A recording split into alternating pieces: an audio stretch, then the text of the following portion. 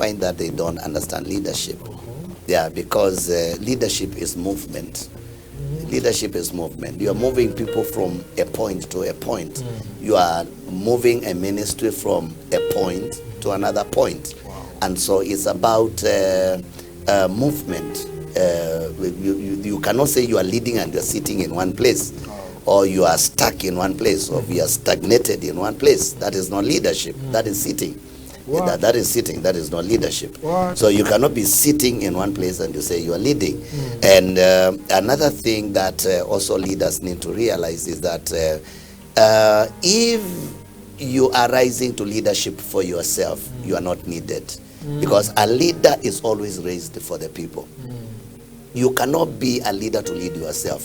And you cannot be raised to be a leader for your own sake. You are raised to be a leader for people.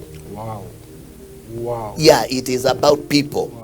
A group, others, taking them from somewhere to somewhere. So many people, why churches cannot grow, why ministries, institutions cannot grow, is because it's about one man. And they think God called them into leadership for their self, for their sakes.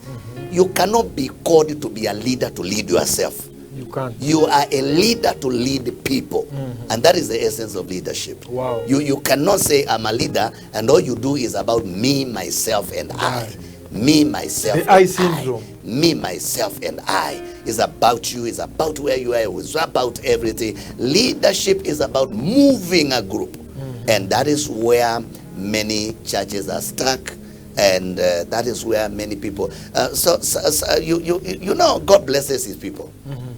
But God blesses his people when they go for people. God blesses leaders because they are leading people. God does not bless leaders because they are leading themselves. And so, you know, there are many leaders that are coming into ministry, starting churches because they want to escape poverty.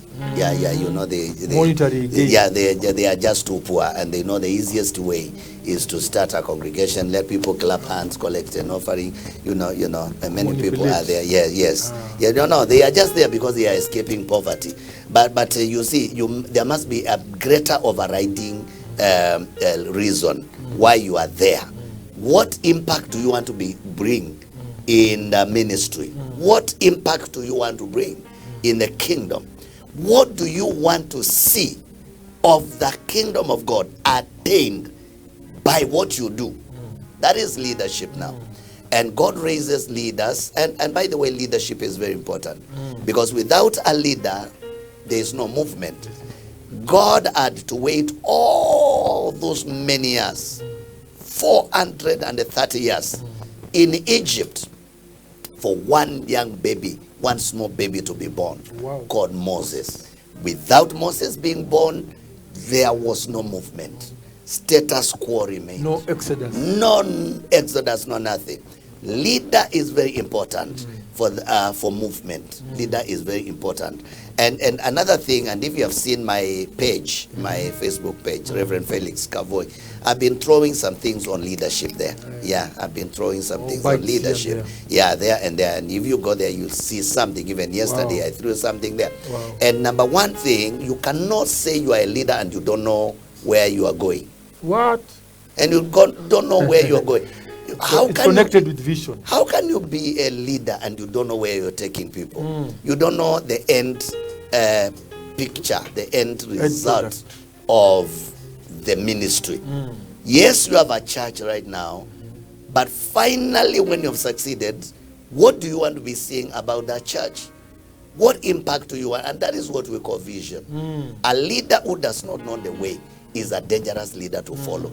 Never follow a man who is not going anywhere. You don't follow a man who is not going anywhere. A leader who does not know the way is a dangerous person to follow. That's deep. Awesome. Just a few things about leadership. Unless you want me to do a seminar, a whole seminar here, but I'm just giving you a little so that we go to the one. Yes. On that leadership, what are the pitfalls that unapata probably in leadership? They get the pitfalls, they fall. Leadership things that strain us. Leadership. Kind of let me surprise you, Reverend Omore. The biggest pitfall is yourself. What? That's deep. A leader said, there are no mountains to conquer except you. A leader who has not conquered himself, he has no mountains to conquer.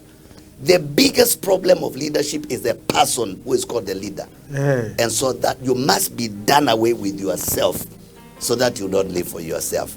So that is the first pitfall. So that now, because there is this temptation of self-glorification, you become too important that even the mission you went to do is no longer important. And that is the confusion that is in the ministry. That you are out here to do a mission, but at some point you become too important. You are consuming 80% of the church finances. Who is the visionary? Okay, what do you live for? That is deep. That is deep. You know now, that is why I'm saying that's unapologetic. The pitfall, the first pitfall of a leader is himself. Wow. So if there is any mountain he needs to conquer, let him conquer himself. Let him be free from the love of money and materialism. Let him be free. Let him live for a higher purpose. Because now if you become too important, because when I say you can easily hinder your ministry, and many bishops, many apostles, many pastors, they are the hindrance of their own ministry. They have just come, filled the whole space.